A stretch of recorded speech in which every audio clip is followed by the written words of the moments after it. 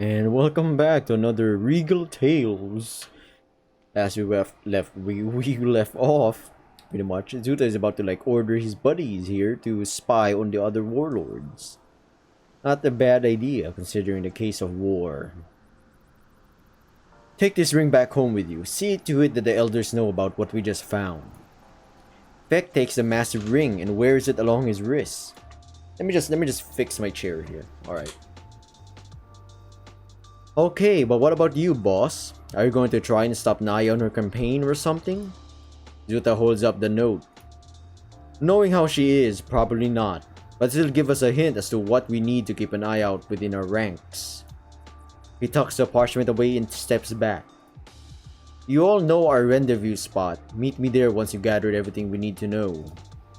So long as the Empire doesn't kill you, that is. I'll try and slow Naja down for you to catch up.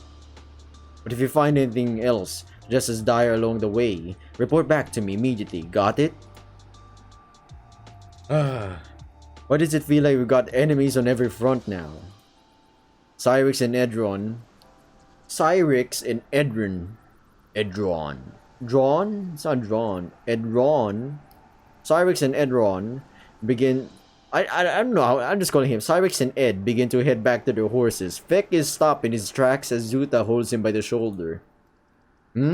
Yeah, boss? Zuta's eyes shift awkwardly between Feck and the bat. You didn't happen to know him, did ya? The cougar gawks hesitantly to the assumption and shook his head. What? No. The North Wind kept their slaves in different captivities depending on the product. Never met a bat in my life anyway. He's sus, kill him. Kill him now. I honestly thought they fizzled out after you killed the Admiral. He looks to the ground with a dissonant stare, his mind now muddy with resurging memories. His fingers clasped around his ear, with his talons protruding out around the base. Doesn't matter at this point now. We have a whole war ahead of us to worry about. They might have raised you to be one thing, but right now I need you to be someone I can count on. Someone to follow through with all of this, no matter the foes before us. I need the best from you, Feck. Can I count on it? Nope. I wouldn't be in your company if I wasn't. Zuta's lips tugged to offer Feck a mild smirk. He outstretches his arm to his feline companion and shook a hearty farewell. I won't let you down, boss. Count on it. Alright, Feck. Better make sure, or else this wolf here will kill you. Zuta pats him on the back as they part ways. However, he lingered where he stood, like the roaring winds around him. His mind was a cluster of unending scenarios that plagued his war-tattered mind. Left to his lonesome, the white wolf stood above the rotting remains of their avian spy. His haunting yellow eyes leers over before settling his attention back on the ring. Though Naja had promised to end this war, the howling winds carried an ominous sign stained with blood. Ooh. We're setting all of this up. Like sand to the tide, darkness swept the night into a silent abyss. Not even the howling desert winds could escape its approaching maw. Quiet was all that remained, but not even it could reign supreme this endless war. A deep rumbling dethrones the tranquil peace, followed by the roaring of the winds and the barbaric chants carried onto them. Sheltered within the darkness, the approaching sound of rioting leapt into life. The ungodly distortion gave birth to an unnatural sound, one of pain, spite, anguish, fear, and dread, roaring into existence like a great flame, only to bear down on its audience like a landslide. Slap! Naja jolts awake. Oopsie. The abrupt awakening toppled her off balance, causing her to fumble awkwardly from her perch. She digs her claws into the tree and corrects her landing in time to land on her feet. She readies herself for a fight, but halts after seeing Zuta leaning up against her tree. Sleep well? A primal instinct possessed Naya momentarily. Her frantic gaze darts about, posed to attack those who got too close for their own good. Despite the dry heat of the wasteland, she couldn't stop shaking. Zuta curls a quizzical brow at her reaction, holding up his paws to beckon her down. She slowly did so. The tired lioness growls out a meager sigh and rubs the sleep from her eyes. While massaging her face, she feels an unusual growth on her cheek. She pokes and probes at it before yanking it off. A jam-covered piece of pita bread was stuck to her face. Her sleepless eyes stared off at the wolf with a groggy groan. What kind of oaf goes around throwing good bread in the morning?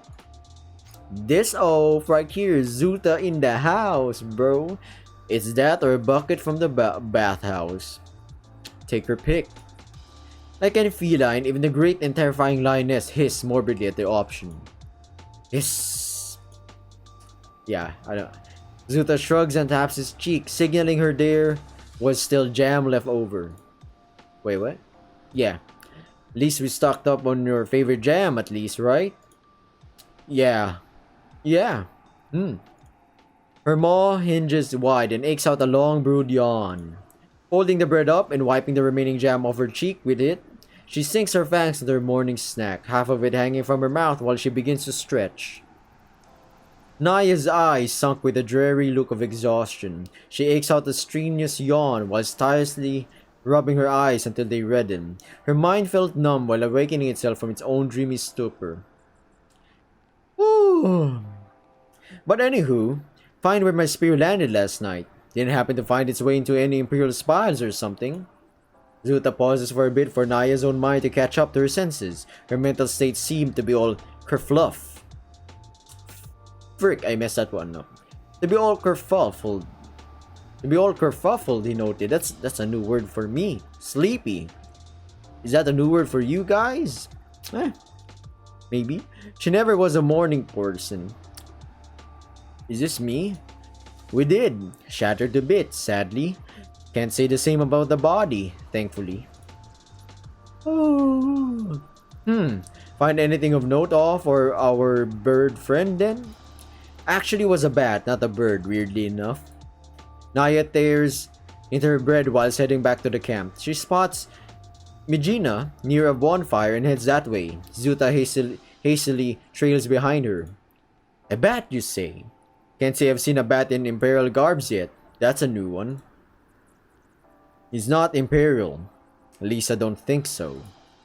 Naya stops at the cusp of the camp and looks down to the wolf. A flash of confusion sprawled across her face. That is confusing, you know. Who is this mysterious stranger? How do you mean? He carry any collars or coins on his person? Zuta shakes his head. Nothing to point out where his loyalty lied. Only thing we do know was that he was one of those war slaves that the Northwind Company breeds. Naya stood by the fire. She cast her paws of the warm flame while entranced in thought. Northwind? Ain't that the company you rescued that Kruger feller of yours? Bore the same brand as Feck. No mistaking it when he saw it. It's them alright. Naya growls out a bitter sigh and rubs her eyes. Fucking hells. Now we have to deal with legions of slaves now? And here I thought the Empire wouldn't stoop to new lows.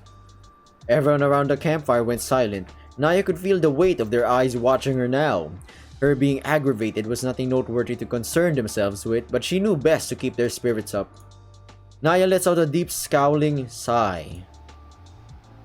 Yeah, I'm not reading that. They're none of our concern though. The Empire can sick their slaves against Loseps. You have bigger games to hunt.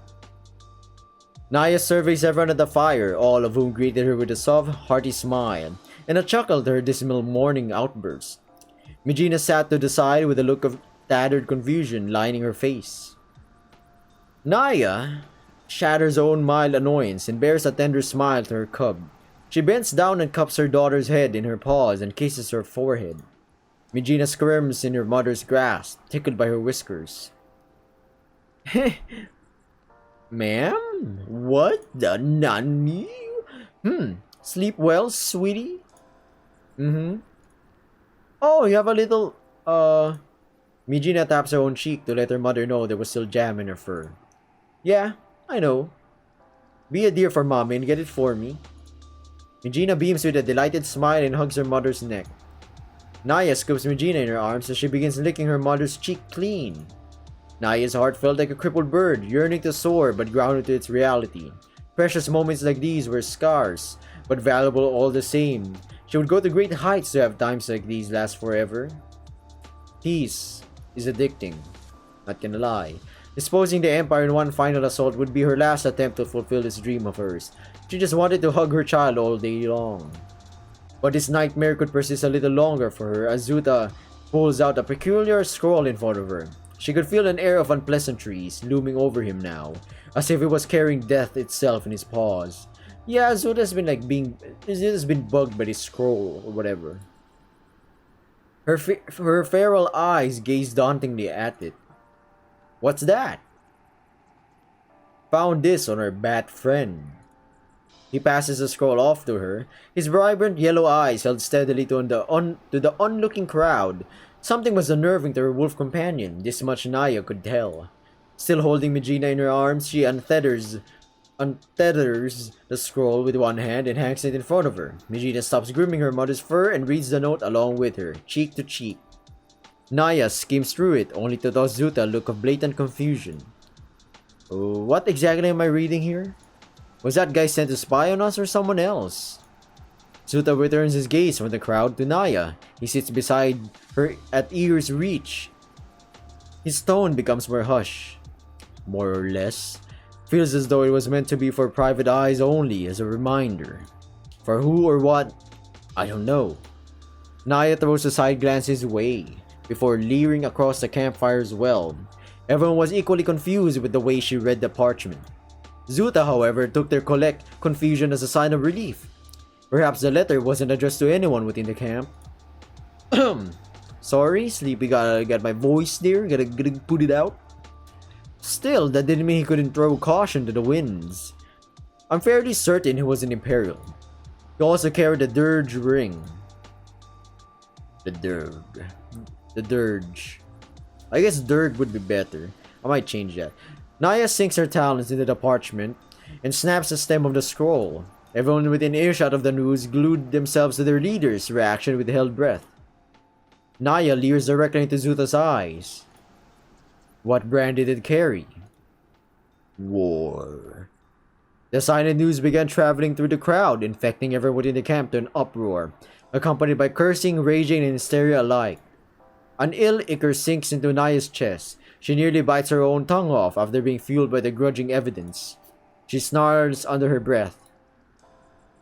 Damn you, Crom. What in the bloody hells are you doing? Naya couldn't think straight. The uneasy tension flooding the camp became toxic to her senses. Everyone was ready to panic. She could feel it. Mijina included. Naya takes a deep breath and plants her mind firm on the matter. Well, everybody needs to calm down. Panic is the least of our worries, and that's one of the things that we should avoid, especially in this circumstance. With so many spears and swords and claws pointed at them. Giving her daughter a light kiss on the cheek and a tender hug, Naya sets her aside and stands. Quiet, you all! Even with the towering authority, no one found it in themselves to settle down. A beastly snarl begins to bellow up within her chest as fear turned into an unbridled roar. I said, quiet! Everyone fell silent, not even the wind dared whisper in the wake of the lioness' uproar. I need to think. She begins to pace about, her mind now scattered in thought. All prying eyes were back on her once more. The very air became electric. Everyone was on their toes, eagerly waiting their leader's thoughts on the matter. Naya knew her clan's reputation with the Losep alliance had weakened over the years, but even to this day, Sharskara proved itself valuable in these trying times. To declare war on their own foot soldiers made no sense. Her own actions back in the war room couldn't have garnered this kind of drastic actions to her clan, she thought precariously. But what if... She glares down at the parchment, now a crumpled up mess in her paws, and leers over at Zuta. Are you certain the bat was an Imperial, not a spy nor agent to throw us off balance? Call it a gut feeling, but I called it as I saw fit and sent my men home to check on things. I hope I'm wrong on this one, but if there is a warband of the Durg warband, is it the Dirge? I'll call it Dirge. Sounds easier. Heading homeward, we should... Karam wouldn't dare send them to Sharskara. He of all people would know our fucking history with them. Yeah, he's also one to press the heel of his boots to his lessers. Whatever you did back at the fortress must have pushed those fucking high lords to assert dominance or some shit. Am I wrong? Naja passes the crumpled up scroll to Megina and leers over the horizon to where the fortress was housed. Her gaze drifts slowly back down to her clan's daunting gaze collectively staring at her. She couldn't imagine any of them committing to such heresies towards their own clan. Blood or not, they were all her family and would follow her lead. Would follow her lead into all rings of hell if she deemed it. This was a mistake. She prayed for this to be a misunderstanding entirely. Who could the letter have gone to had she not shot down the messenger? She thought. Nobody as far as she was aware of was stationed anywhere in the direction she was heading. This only poses a troubling thought to her as she tries to piece everything together. Sorry about that. Yet her outrageous tangent against the Highborns last night left a sour feeling in her gut. She couldn't shake the feeling of something horrid looming in the distance. Angered, Naja begins to snarl at the damning evidence placed before her. She growls at Zuta before staring off into her clan. The Emperor... Sorry about my chair noises. The Emperor was exposed and out on the field somewhere. There would never be a more perfect time for an ambush. They needed to do this now. She needed to do this. Her fists trembled and swelled to a vibrant red as she sinks her own talons into her own palms. Yeah, I know... No, not reading that. She slowly holds her head up high and takes in several fleeting breaths.